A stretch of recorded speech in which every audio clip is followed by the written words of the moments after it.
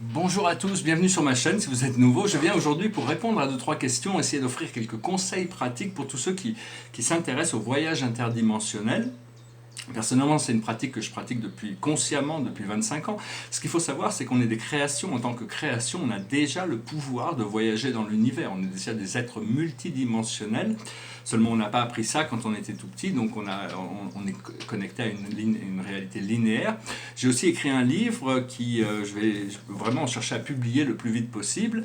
J'ai envoyé à 50 grands éditeurs, ils ont tous été rejetés, mais j'ai un ami qui travaille pour des grandes maisons d'édition parisiennes, et il m'a expliqué que quand les éditeurs reçoivent beaucoup de manuscrits, ils payent des stagiaires pour lire le premier paragraphe et de rédiger une lettre de rejection. Donc bon, je ne m'inquiète pas outre mesure, Harry Potter a eu 400 réjections avant de pouvoir publier son premier livre. Et donc, je voulais juste te dire, bon, pour ceux qui s'intéressent à ça, bon, moi j'explique toutes sortes de protocoles dans mon livre, mais il y a quelques conseils que je voudrais vous donner. Le premier conseil, parce que l'idée c'est d'arriver à ouvrir son troisième œil et son sixième et septième chakra. Une fois qu'on c'est ouvert, on peut se projeter beaucoup plus facilement. Alors la première chose à faire, c'est d'éliminer le fluor, hein, le dentifrice au fluor. Il faut pas, ça calcifie la glande pinéale, ça crée des cauchemars, ça enlève la lumière des rêves, donc c'est très important. C'est une neurotoxine, comme l'aluminium aussi. Si vous avez de l'aluminium dans votre dentifrice, essayez d'en trouver un beaucoup plus naturel. Bon, ça se trouve, hein. Deuxième chose, c'est généralement se mettre dans un état de réceptivité, un état de méditation, arriver à faire de l'auto-hypnose, si vous savez faire ça, vous mettre dans un état de réceptivité et après demander à ce qu'on vous montre, demander avec votre intention, se projeter. On peut connecter sur Terre à tous les grands centres sacrés, les pyramides d'Égypte, Machu Picchu, toutes sortes de vortex d'énergie qui sont conscients. On peut aussi se projeter, d'essayer de se projeter, de demander à se projeter, d'être invité à visiter des vaisseaux intergalactiques, des vaisseaux interstellaires, comme le Nouveau Jérusalem, le vaisseau du commandeur Ashtar, ou se projeter dans un vaisseau arcturien ou pléiadien. C'est des endroits merveilleux à visiter. On peut se projeter sur d'autres planètes, toutes sortes de choses qui peuvent être faites grâce à notre intention, mais il faut pouvoir arriver à être suffisamment calme pour pouvoir ne pas être tout le temps dans la pensée linéaire, pour pouvoir commencer à avoir des expériences. C'est-à-dire qu'il faut lâcher prise. Une fois qu'on a demandé, on s'est projeté, il faut attendre calmement que l'expérience vienne à nous. Et petit à petit, c'est quelque chose de très progressif. On ne peut pas bouger d'un espace linéaire à un espace matériel linéaire, à un espace spirituel universel d'un seul coup. Donc c'est vraiment quelque chose de progressif. Mais c'est très important d'essayer de réactiver son...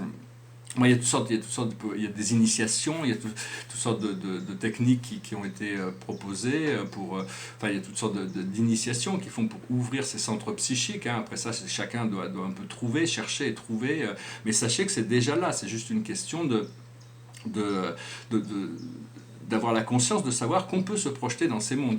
Alors il y a ce qu'on appelle des corridors interdimensionnels, c'est-à-dire qui entourent la Terre, c'est des jardins d'énergie où on peut se projeter, c'est des passages interdimensionnels, il y a des portes stellaires aussi qu'on peut utiliser. Il y a aussi des pyramides de monde. Au-dessus de nous, on a une pyramide éthérique où on peut se projeter. C'est un très bon moyen de communiquer avec ses guides, de communiquer avec le Créateur. Enfin bon, c'est des choses qu'on doit pratiquer. On doit avoir confiance de savoir que ça fonctionne. Si on a un doute, ça peut le ralentir. Mais enfin bon, c'est bien d'apprendre à communiquer avec nos guides, avec les anges, avec les maîtres ascensionnés pour pouvoir commencer à... Parce qu'ils ont les pouvoirs de nous aider, mais jusqu'à un certain niveau. Donc c'est vraiment une question d'arriver à un état de réceptivité. Quand on est à un état de réceptivité, on peut recevoir cette lumière, c'est des cadeaux, hein. On reçoit ça comme dans la grâce, c'est quelque chose de... On reçoit. Et même, il faut toujours essayer de se projeter, il faut demander à se projeter au moins dans la cinquième dimension, parce que sinon on peut être projeté dans les plans astraux et on peut avoir si on ne demande pas, on peut avoir une expérience qui n'est pas forcément agréable, hein, on peut être projeté.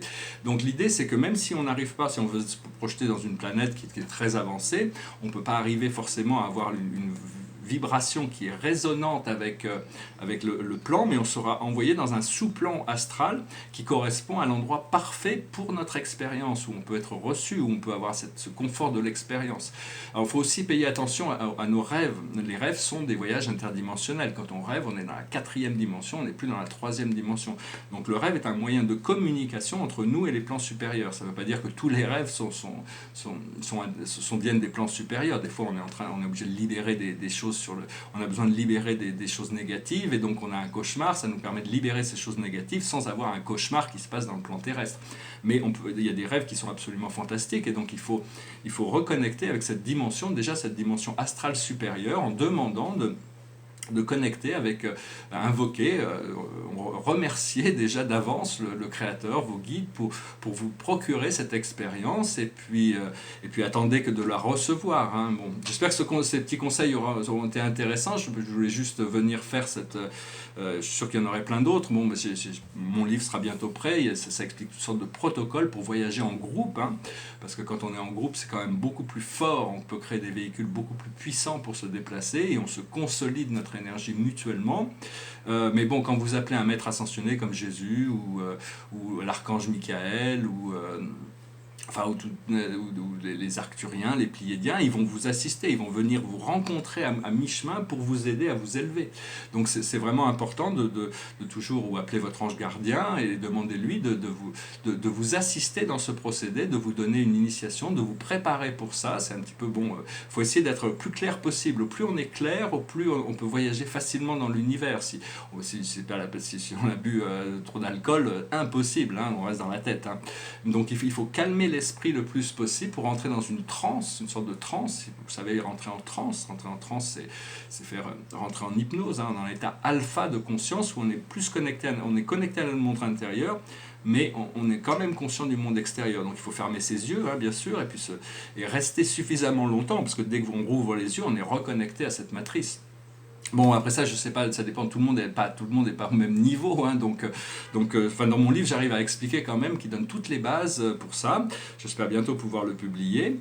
Ça devrait pas trop tarder, puis je vais faire des versions qui vont dans beaucoup d'autres langues, parce que c'est quelque chose d'universel, et il y a un énorme éveil qui est en train de se passer. Des millions de gens sur Terre sont en train de se réveiller à l'amour et la lumière. C'est une excellente nouvelle, ça veut dire qu'on va pouvoir avancer, et bientôt les voiles vont commencer à tomber, et on va commencer à pouvoir voir beaucoup plus. Les énergies de la nature aussi sont très puissantes pour pouvoir améliorer, accélérer, guérir nos fréquences dimensionnelles. On n'est pas encore conscient, mais les arbres sont des êtres supérieurs qui existent dans des dimensions universelles, et donc il faut apprendre, si vous pouvez commencer à communiquer, hein, tout ça c'est des préparations. Après ça, bon, il y a tous les grands centres psychiques sur la Terre, il y a la Terre intérieure, et c'est généralement, dès qu'on est posé, dès qu'on est calme, que ces choses arrivent à nous. Donc des fois, c'est souvent, bon, la journée c'est peut-être plus difficile, la nuit est plus calme. Dans la philosophie bouddhiste, on nous enseigne à garder 2 heures entre 11 heures du soir et 1 heure du matin pour la méditation. C'est là où l'énergie cosmique est la plus pure, et donc la plus calme pour faire ces choses. Voilà, j'espère que ce message aura été intéressant pour vous. Et bientôt, je pourrai faire des initiations. Si vous êtes en Normandie, laissez-moi un message. On verra pour faire une initiation personnelle. C'est peut-être plus facile de le faire avec moi, qui est déjà un peu expérimenté dans ces exercices. Mais bon, j'ai fait des centaines d'initiations quand je vivais aux États-Unis avec des groupes, et ça a toujours fonctionné, plus ou moins, selon l'habilité des gens. Mais bon, tout le monde a eu des expériences. Hein, donc, c'est vraiment c'est pas si difficile que ça. C'est juste une question d'ouvrir son esprit, ouvrir son troisième œil. Et toujours concentrer, si possible, les pensées au sommet de sa tête, parce qu'à force de concentrer les pensées au sommet de sa tête, ça réouvre la porte du ciel, parce que quand on est, l'âme rentre à travers cette porte, mais elle se referme tout de suite, donc il faut la réouvrir pour pouvoir réaccéder à ces plans de lumière. Alors, je vais tirer une carte d'abord aujourd'hui, c'est l'impératrice, l'archange Gabriel, l'archange de l'ascension. Et donc elle dit, il est temps de concrétiser vos projets. Votre créativité se voit récompensée. Luxe et abondance. Donc voilà, on retourne dans l'abondance, on va pouvoir concrétiser tous ces projets. Et puis bientôt, peut-être je vais pouvoir ouvrir des agences de voyage interdimensionnelles, ou si je ne suis pas là, il y aura des messages enregistrés qui pourront préparer les groupes pour ces voyages. Il y a toutes sortes de différentes manières de faire, mais enfin, c'est des choses qui vont de plus en plus, à mon avis, on va cultiver plus d'intérêt pour pour ce genre d'expérience qui a un pouvoir de libération quand même, une fois qu'on peut connecter avec différentes parties de nous-mêmes, tout est unifié, tout est un, et au plus on peut reconnecter à cet un qui est tout, hein, à l'intérieur de nous, on a Dieu, on a l'un qui est tout, et donc c'est juste il faut essayer de comprendre l'intelligence divine à l'intérieur de nous, s'ouvrir au cœur, à l'amour, à la lumière, et travailler tous les jours humblement à recevoir les informations et de suivre la guidance, de suivre les initiations, de suivre la voie du cœur. Alors, ce tableau derrière moi, c'est un tableau, j'ai fait beaucoup de tableaux écrits, ça c'est un qui est assez récent, des fois il y en a qui sont en anglais, des fois ils sont en français, celui-là est en anglais. C'est une invocation qui vient du livre des runes qui avait été trouvé sur une tombe, c'est en Norvège, et c'est un texte magnifique, j'en ai fait un petit tableau. Alors, je vais le traduire, ça dit « Dieu à l'intérieur et Dieu à l'extérieur. Comment puis-je être dans le doute ? Il n'y a aucun endroit où je vais aller et je ne vais pas pouvoir voir le visage de Dieu. Ne pas savoir que je suis la vision de Dieu et l'œil et l'oreille de Dieu. Donc, à travers la récolte de mes années, je suis celui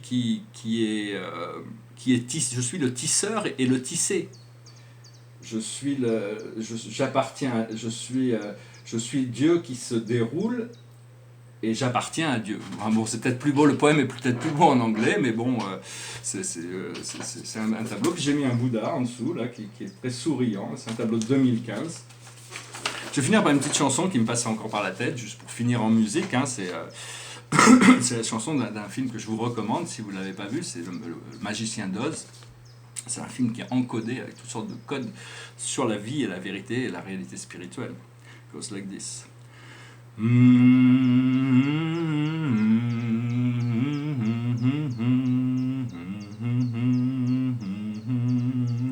Somewhere over the rainbow, way up high, there's a land that I heard of once in a lullaby. Somewhere over the rainbow, skies are blue, and the dreams that you dare to dream ready to come true. Someday I wish upon a star and wakes up where the clouds are far behind me, where troubles melt like lemon drops away above the chimney tops. That's where you'll find me.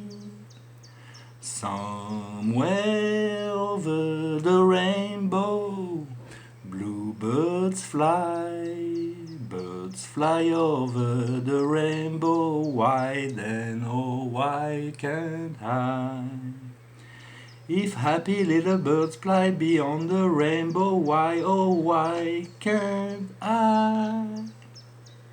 Follow the rainbow over the stream, follow the fellow who follows the dream, follow the yellow brick road, follow the yellow brick road, follow the yellow brick road. We're off to see the wizard, the wonderful Wizard of Oz. We hear is a whiz of a whiz, if ever a whiz there was. If ever a whiz there was, the Wizard of Oz is one because of the wonderful thing he does. We're off to see the wizard, the wonderful Wizard of Oz. Voilà, je vous remercie pour votre attention. J'espère que ce message aura été intéressant pour vous. Cette chanson parle vraiment de pouvoir voler au-dessus de l'arc-en-ciel, de pouvoir se déplacer au-delà de la matrice. C'est vraiment...